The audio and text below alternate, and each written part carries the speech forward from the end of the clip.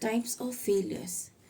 So what are the types of failures here we are having which causes some issues while performing transactions? So here we are having first type, transaction failure. So in transaction failure, again there are two types of transaction failures: logical errors and system errors. Okay, so first of all, so logical errors is a type of failure which causes some issue, okay, in the transaction. Okay, so a transaction cannot continue with its normal execution because of some internal condition, such as bad input. Okay, such as bad input. And bad input is like, suppose if you are giving like 2 by 0, right? So you already know this, right? So what happens when you're giving the input as 2 by 0, right?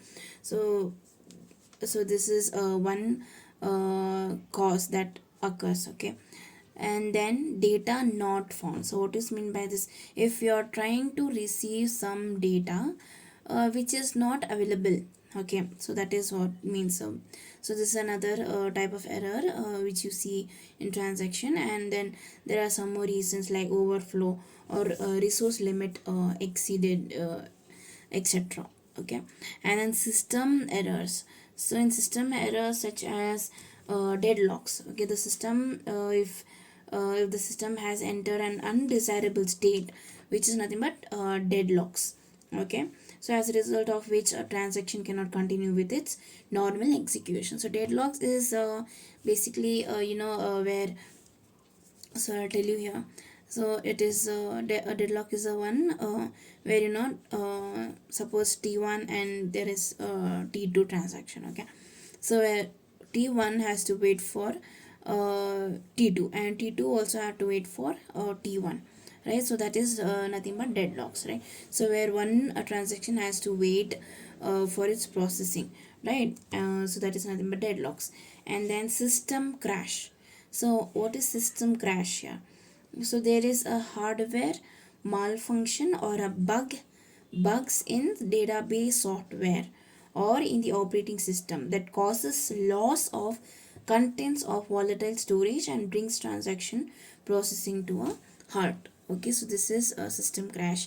And then we are having disk failure. So what is disk failure? A disk block loses its contents, right? That is when datas are when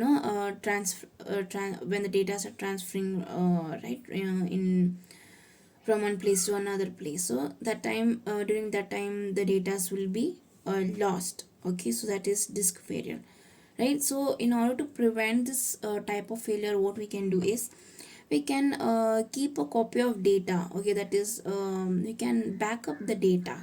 Okay, so on the tertiary medias like dvd dvd or tapes, dvd or tapes. Okay, for recovering from such failures, right? So this is all about types of failures. Okay,